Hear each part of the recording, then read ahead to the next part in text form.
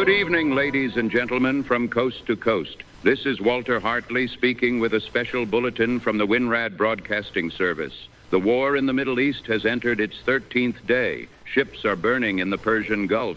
The FBI has warned that Iran aspired to attack the American homeland. Iran has declared American technology companies legitimate military targets, and a cyber attack linked to Tehran has shut down a major American medical equipment maker, disrupting hospitals across the country. We take you first to our Washington correspondent, Edward James Whitmore.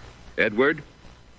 Thank you, Walter. Good evening, America. I must begin tonight with developments that bring this war closer to American soil than anything we have reported thus far. The Federal Bureau of Investigation has distributed a bulletin to police departments across California warning that Iran aspired to conduct a surprise drone attack against the West Coast. The bulletin states that as of early February, Iran allegedly planned to launch unmanned aerial vehicles from an unidentified vessel off the American coast, specifically targeting California.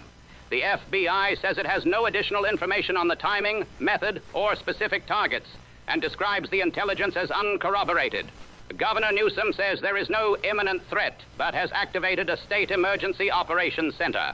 Intelligence analysts note that Iran has an extensive presence in Mexico and South America. When asked whether Americans should worry about retaliation on home soil, the president said he has been briefed on Iranian sleeper cells within the United States. Separately, federal authorities intercepted what they believe may be an encrypted transmission from Iran that could serve as an operational trigger for sleeper assets abroad. And Walter, the war has now entered American hospitals. An Iran-linked hacking group called Handala has crippled Stryker, one of the largest medical device makers in the country. The group claims to have wiped more than 200,000 servers and devices, forcing the company to shut down offices in 79 countries. Employees found company laptops and phones wiped clean, with the Handala logo displayed on login screens. In Maryland, emergency responders lost access to a critical system called LifeNet that transmits patient data to hospitals. Stryker has filed a regulatory disclosure saying the timeline for full restoration is unknown. The hackers say the attack was retaliation for the American missile strike on the girls' school in Minab. Stryker's shares fell more than 3%, and this may be only the beginning. The United States intelligence community has issued a flurry of private warnings to American companies and government agencies, urging them to harden their systems against Iranian cyber attack. Now, Walter, I must also report on the investigation into that school. The United States military is now investigating how it fired a Tomahawk cruise missile at the girls' elementary school in Minab on the first day of the war, killing as many as 175 people, most of them students. A U.S. official confirmed the investigation to NPR. UNICEF reports the conflict has created what it calls a catastrophic situation, with more than 1,100 children reported injured or killed. Top Senate Democrats have called themselves horrified. On the economic front, the International Energy Agency announced today that its member countries have unanimously agreed to release 400 million barrels of oil from their strategic reserves, the largest coordinated release in history. The United States will contribute 172 million barrels starting next week, but the announcement has failed to bring prices down. Brent crude is back above $100 a barrel. American gasoline now averages $3.48 a gallon, up 51 cents in a single week. Back to you, Walter. Thank you, Edward. We go now to our foreign affairs correspondent, Theodore Charles Bennett. Theodore? Thank you, Walter. Iran has declared a new front in this war tonight, and it is aimed squarely at America's most powerful companies. An Iranian media outlet affiliated with the Revolutionary Guard has published a list of American corporate offices and infrastructure in the Persian Gulf and Israel and declared them legitimate military targets. The list includes Google, Microsoft, Palantir, IBM, NVIDIA, and Oracle. Iran's state broadcaster said the enemy had made financial institutions fair targets by striking a Tehran bank, and a Revolutionary Guard spokesperson said their hands are now open to target American and Israeli economic centers across the region. This is not an empty threat. Earlier in the conflict, Iranian drones struck 3 Amazon Web Services data centers, 2 in the United Arab Emirates and 1 in Bahrain, in what analysts have called the first known military strike on a major cloud computing provider in history. The attacks knocked 2 of 3 availability zones in the UAE offline, disrupting banking, payment services, delivery apps, and enterprise software across the region.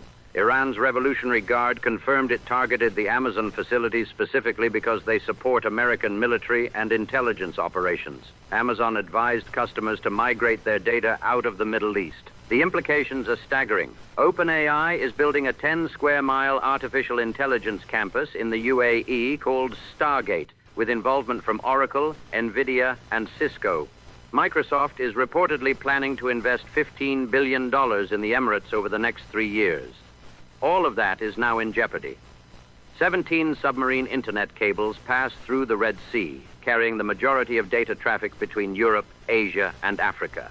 With the Strait of Hormuz closed and Houthi threats renewed in the Red Sea, both critical data choke points are now in active conflict zones simultaneously, something analysts say has never happened before. Theodore, what is the situation in the Gulf and on the battlefield tonight? Walter, the Persian Gulf is an active combat zone for commercial shipping. At least 6 vessels have been struck by projectiles since early today. 2 oil tankers were hit in the Iraqi port of Qasr near Basra, killing 1 crew member and prompting Iraq to shut down all oil port operations. A Thai-flagged bulk carrier was set ablaze in the Strait of Hormuz, with 3 crew members feared trapped aboard. Thailand has summoned Iran's ambassador. The Revolutionary Guard's naval commander declared that any ship attempting to pass through the strait without Iran's approval will be attacked.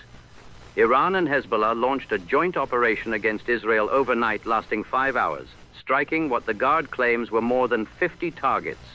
Israel responded with large-scale strikes across Beirut and Iran, hitting approximately 70 sites in the Beirut area alone.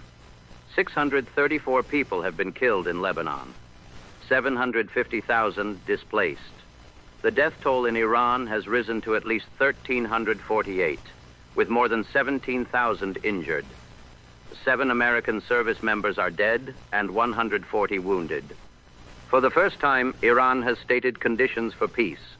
President Pezeshkian outlined 3 demands: recognition of Tehran's legitimate rights, payment of war reparations, and firm international guarantees against future aggression.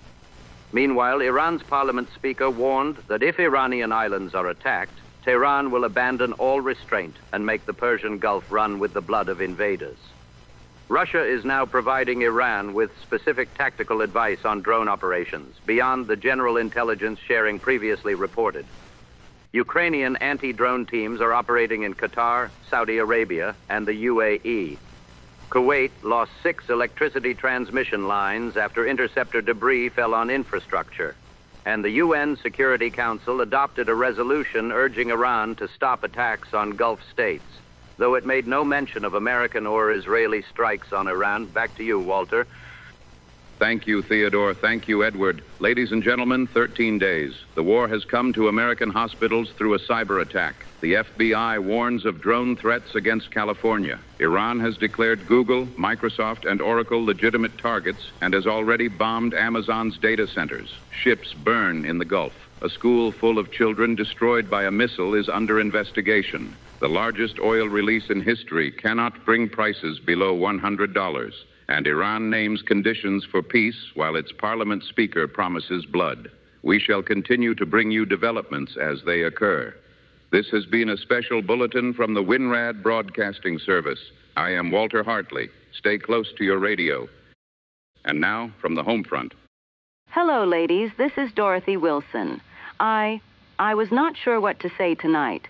The news about the school weighs heavy, and I expect it weighs heavy on you, too. There are some things that do not have a recipe to fix them, but I will say this. If you have children in your house tonight, or grandchildren, or a niece or a nephew, go sit with them for a minute. Read them something, or just be in the room while they play. That is not nothing. That is everything.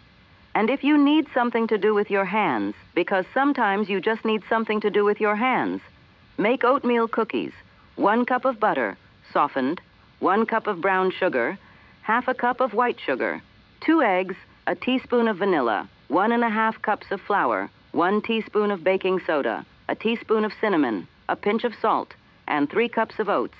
Mix the butter and sugars until fluffy. Beat in the eggs and vanilla. Stir in the flour, baking soda, cinnamon, and salt. Then fold in the oats.